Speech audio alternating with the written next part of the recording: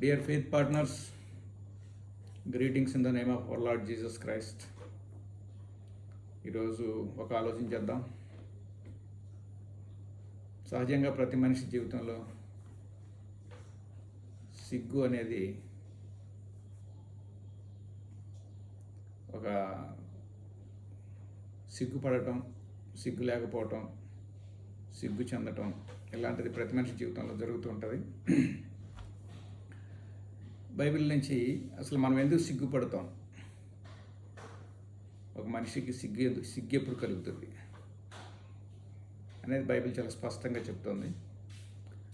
సిగ్గు అనేది మనల్ని చాలా వేదనకు గురి చేస్తుంటుంది, దుఃఖానికి గురి చేస్తుంటుంది. సిగ్గు అనేది ఒకలాంటి అపరాధ భావం కలిగిస్తూ ఉంటుంది. సిగ్గు అనేది మన సోషల్ స్టేటస్ని కొంత దెబ్బతీస్తూ ఉంటుంది. ఒక మనిషిని సిగ్గు అనేది ఒంటరివాణ్ణి చేస్తుంది. సిగ్గు అనేది మనిషిని మిగిలిపోయేలా చేస్తుంది. తల ఎత్తుకోలేని స్థితి, అలాగా సిగ్గు అనేది చేస్తూ ఉంటుంది. బైబిల్లో కొంతమంది ఏ కారణం వల్ల సిగ్గు వస్తుందో క్లియర్గా చెప్తుంది. మనకు ఈ రోమపత్రికలో ఏం చెప్తున్నాడంటే 6:21 అప్పటి క్రియల వలన మీకేమి ఫలము కలిగాను, వాటిని గురించి మీరు ఇప్పుడు సిగ్గుపడుచున్నారు కారా అంటాడు. అంటే క్రైస్తవుడైన ప్రతి ఒక్కడు కూడా, క్రీస్తులోకి వచ్చిన ప్రతి ఒక్కడు కూడా తన గతంలో చేసిన జీవితం గురించి, తన గత జీవితం గురించి ఎప్పుడో ఒకసారి అయ్యో అలా చేయకుండా ఉంటే బాగుండేది, చిచి అది గుర్తొస్తుంటే సిగ్గేస్తుంది, ఆ తప్పు గుర్తొస్తుంటే సిగ్గేస్తుంది, అలా ఆ మాట అనకుండా ఉండాల్సింది, ఆ మాట గుర్తొస్తుంటే సిగ్గేస్తుంది. అలాంటి ఒక రిగ్రెట్ అనేది క్రైస్తవ జీవితంలో ఉండాలి. ఇక్కడ ఏమంటున్నాడు, అప్పటి క్రియల వల్ల మీకేమి ఫలము కలిగాను. ఏంగా పాత జీవితం వల్ల మనకేం ఫలం కలిగిందంటే సిగ్గే మిగిలి ఉన్నది. అవి గుర్తొచ్చినప్పుడల్లా సిగ్గు, అపరాధం గుర్తొస్తూ ఉంటుంది. వాటిని గురించి మీరు ఇప్పుడు సిగ్గుపడుతున్నారు కారా. అదే పశ్చాత్తాపంతో కూడిన సిగ్గు. అది ప్రతి ఒక్క క్రైస్తవుడికి ఉండవలసింది ఏంటంటే పశ్చాత్తాపంతో కూడిన సిగ్గు ఉండాలి. తర్వాత యెహెజ్కేలు గ్రంథంలో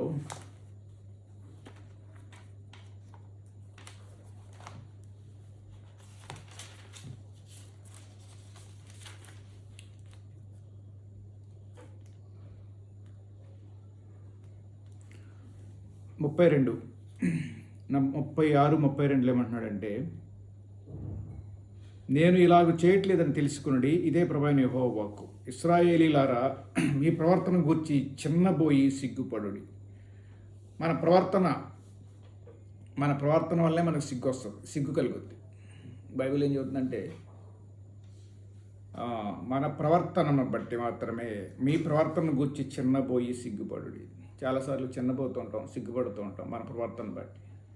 బిహేవియర్, మనం ఎలా బిహేవ్ చేయాలి, మిస్బిహేవ్ చేస్తుంటాం.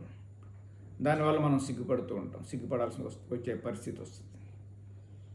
తర్వాత కొన్నిసార్లు మనకి సామెతల గ్రంథంలో ఏం చెప్తున్నాడంటే,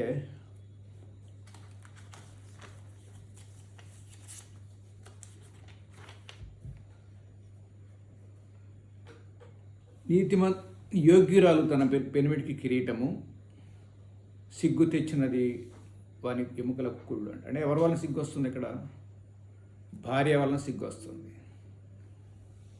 మనకి సిగ్గు తెచ్చే వాళ్ళు భార్య కూడా ఉందనే సంగతి ఇక్కడ గుర్తు తెచ్చుకోవాలి. అదే భార్య ఘనురాలైతే అదే ప్రకటన గ్రంథం ఏం చెప్పుద్దంటే, అదే సామెతలు ఏం చెప్పుద్దంటే, ఆమె పెనిమిటి దేశ పెద్దలతో కూడా కూర్చుండను, గవని యొద్ద పేరుగొనిన వాడై ఉండను. తన భార్య వలన సిగ్గు కలిగితేనేమో ఒంటరివాడైపోతాడు, తన భార్య వలన ఘనత కలిగితేనేమో వాడు పెద్దలతో కూర్చుంటాడు, దేశ పెద్దలతో ఉంటాడు, గవని యొద్ద ఉంటాడు, రచ్చబండ దగ్గర ఉంటాడు. ఎందుకంటే అతని భార్య వలన అతనికి ధైర్యం, అతని భార్య వలన ఘనత కలుగుతుంది. అదే భార్య వలన సిగ్గు కలిగినవాడు ఒంటరిగా అయిపోతాడు, ఒంటరివాడైపోతాడు. తర్వాత మన యెషయా గ్రంథంలో ఇంకో మాట ఏమంటున్నాడంటే 30వ అధ్యాయంలో, ఫరో వలన కలుగు బలము మీకు అవమానకరమగును, ఐగుప్తు నీడన శరణదొచ్చుట వలన సిగ్గు కలుగు. మనం చాలాసార్లు మనం అర్హత లేని వారి దగ్గరికి వెళ్ళి సహాయం కోరటం కానీ, లేకపోతే అన్యుల దగ్గరికి వెళ్ళి మనం క్రైస్తవులుగా సహాయం కోరటం వల్ల ఏమవుద్దంటే, ఫరో వలన కలుగు బలము మీకు అవమానకరమగును, ఐగుప్తు నీడని శరణదొచ్చుట వలన సిగ్గు కలుగు. మన ప్రభువునందే మనం శరణదొచ్చాలి. మన ప్రభు బలం మీదే మనం ఆధారపడాలి కానీ, యేసు ప్రభు బలం మీద, ఆయన ఆధిపత్యం మీద మనం ఆధారపడాలి కానీ, యేసు ప్రభు దగ్గరే మనం శరణదొచ్చాలి కానీ, మనం అన్యుల దగ్గరికి వెళ్ళి శరణదొచ్చినప్పుడు, లేదా అన్యుల దగ్గరికి వెళ్ళి మనం మన బాధలు చెప్పుకుంటున్నప్పుడు, లేదా మన సమస్యలు చెప్పుకుంటున్నప్పుడు మనం సిగ్గుపడతాం. మనుషుడి దగ్గర మనం షేర్ చేసుకునేవన్నీ మనం సిగ్గు తెచ్చేవి. ఆయన ఇంకోళ్ళకి చెప్తాడు, ఇంకోటి చెప్తాడు. అలాగా మనకి సిగ్గు కలుగుద్ది సమాజంలో. అందుకని మనం ఎవరికి చెప్పుకోవాలంటే, మనకు కలిగిన సిగ్గును నిందని దేవునికే చెప్పుకోవాలి. తర్వాత ఎఫెసీ గ్రంథంలో ఎఫెసీ 4:19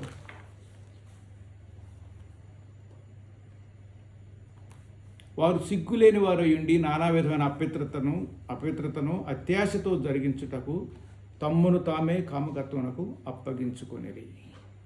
తన ప్రవర్తనను బట్టి, తన అపవిత్రతను బట్టి సిగ్గులేని వారుగా ఉన్నారు. సిగ్గు అనేది నేరారోపణ చేస్తూ ఉంటుంది మనిషి మీద, అపరాధ భావం కలిగిస్తూ ఉంటుంది. కొంతమంది అది ఉన్నవాళ్ళేమో కొంచెం విడి పడతారు. అది లేనివాళ్ళు సిగ్గులేని వారై ఉండి నానా విధమైన అపవిత్రతను అత్యాశతో జరిగించుటకు తమ్మును తామే కామకత్వమునకు అప్పగించుకొనిది. ఇది సిగ్గులేని వారి పరిస్థితి. బైబిల్లో మొట్టమొదటిసారిగా సిగ్గు అనేది ఎక్కడుందంటే, సిగ్గు అనేది ఆదికాండంలో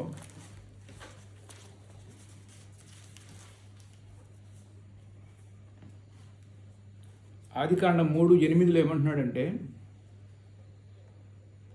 చల్లపోటను ఆదామును అతని భార్యయు తోటలో సంచరించుచున్న దేవుడైన యెహోవా స్వరము విని, దేవుడైన యెహోవా ఎదుటికి రాకుండా తోట చెట్ల మధ్య దాగుకొనగా అన్నాడు ఇక్కడ. అంటే వీళ్ళు దాగుకుంటానికి కారణం సిగ్గు. ఏంటో సిగ్గు?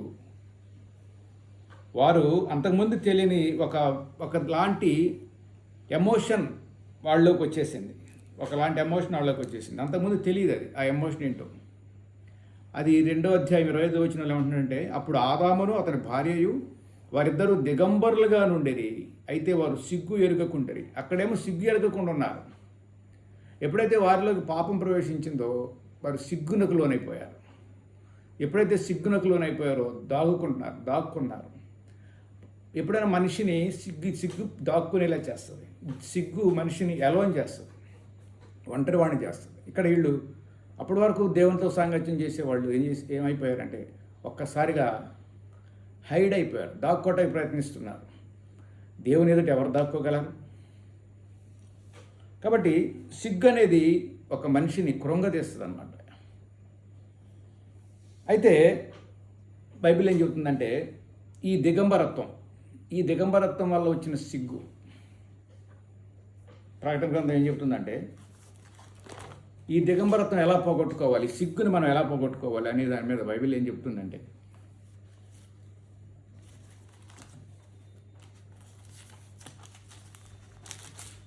ప్రకటన గ్రంథంలో 7వ అధ్యాయం